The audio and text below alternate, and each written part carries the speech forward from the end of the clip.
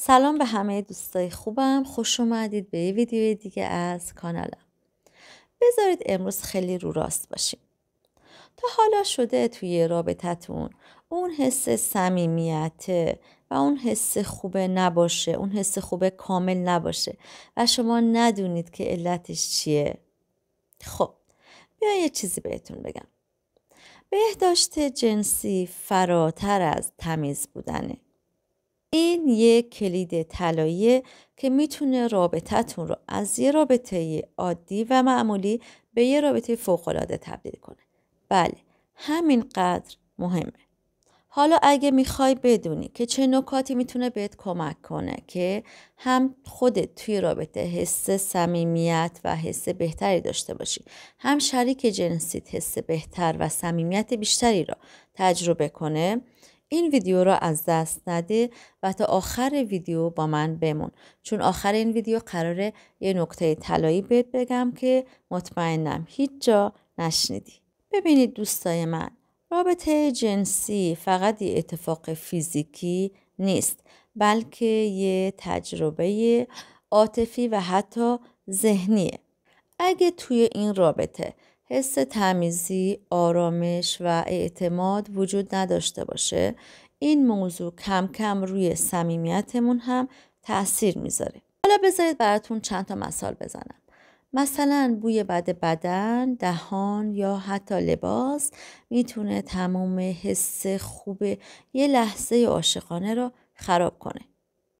یا وقتی یکی از طرفین به مسائل بهداشتی توجه نکنند، ممکنه عفونت‌ها و مسائلی پیش بیاد که بعداً خیلی دردسرساز بشه.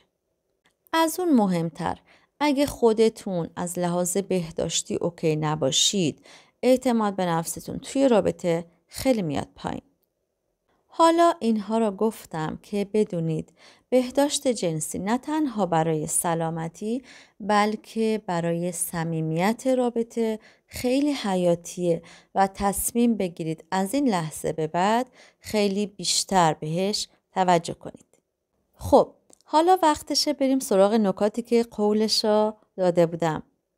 این نکات چیزایی هستن که شما میتونید باهاش کیفیت رابطتون رو متحول کنید.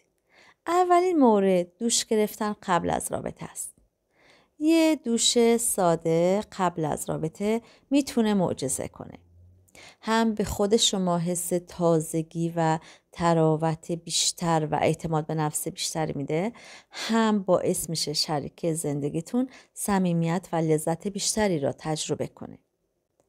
یادتون باشه این یه احترام متقابله. دومین مورد بهداشت دهان و دندان هست. شاید خیلی وقتها مورد توجه قرار نگیره، ولی بوی خوب دهان باعث میشه هم شما و هم شریک زندگیتون با اعتماد به نفس بیشتری توی رابطه باشید. پس قبل از رابطه مسواک و حتی یه دهانشویه فراموش نشه. سومین مورد استفاده از لباسزیرهای تمیز و مناسب هست. خانوم ها و آقایون لباسزیراتون رو حتما هر روز عوض کنید و اینکه از جنس نخی استفاده کنید. لباسزیرهای نخی نه تنها برای سلامت پوست مفید هستند، بلکه از بوهای نامطبوع هم جلوگیری می کنند. مورد بعدی مدیریت موهای زائد هست. شاید در وهله اول این یه موضوع شخصی و خصوصی نظر بیاد، در صورتی که اینطور نیست و توی رابطه خیلی مهمه. این کار باعث میشه هم خودتون حس بهتری داشته باشید، هم شریک زندگیتون حس بهتر و صمیمیت و لذت بیشتری را تجربه کنه. مورد بعدی استفاده از غذاهای سالم و آب کافی هست. اینو شاید ندونید، ولی غذایی که شما میخورید هم روی بوی بدنتون هم روی انرژی شما توی رابطه تأثیر میذاره. پس استفاده از میوه‌جات، سبزیجات، غذاهای سالم و آب فراوون و کافی یادتون نره. و از غذاهای چرب و فست فود به میزان کمتری استفاده کنید. مورد بعدی زمان رابطه هست. این مورد هم خیلی مهمه. خیلی مهمه که هر دو طرف حس آرامش و انرژی کافی برای رابطه رو داشته باشن. اگه خسته اید یا استرس دارید، بهتره که صبر کنید تا زمان مناسب تری را پیدا کنید. آخرین مورد استفاده از محصولات مناسب برای بهداشت جنسی است. خانم ها و آقایون، خواهشاً از صابون ها و شوینده های معمولی برای شستشوی ناحیه تناسلی استفاده نکنید. اینها علاوه بر اینکه پوست را خشک می کنند، تعادل باکتری های طبیعی بدن را به هم می زنند و باعث مشکلاتی میشن. لطفاً از شوینده های مخصوص استفاده کنید. حالا باید یه چیز را در مورد باورهای اشتباه بگم. خیلی ها فکر میکنن استفاده از عطرها و اسپری ها در اون ناحیه یا مثلا شستشوی زیاد میتونه که به ما کمک کنه. در صورتی که اصلا اینطور نیست و کاملا برعکسه.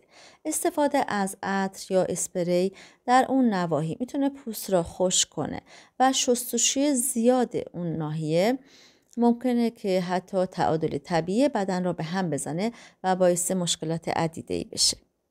حالا دوست دارم برام تو کامنت ها بنویسید تا حالا از این اشتباهات داشتید یا نه و چه سوالی دارید که دوست دارید تو ویدیوهای بعدی بهش جواب بدم. و اما حالا بریم سراغ اون نکته طلایی که قبلش داده بودم.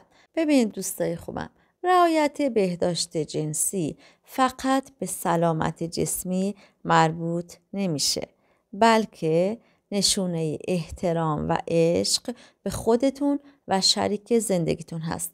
وقتی که شما به بهداشت جنسی توجه میکنید، تنها یه پیام واضح میفرستید، این که من به خودم و تو اهمیت میدم و میخوام این رابطه برای هر دو نفرمون زیبا و لذت بخش باشه. و یادتون باشه اگه سوالی یا مشکلی براتون پیش اومده، در مورد اون با شریک جنسیتون یا یه متخصص صحبت کنید و بدونید که صحبت درباره این موضوعات نشونه بلوغ فکری و عاطفی شماست. تو کامنت ها حتما به هم بگید دوست دارید درباره چه موضوعاتی صحبت کنیم و اگه سوالی دارید ازم بپرسید.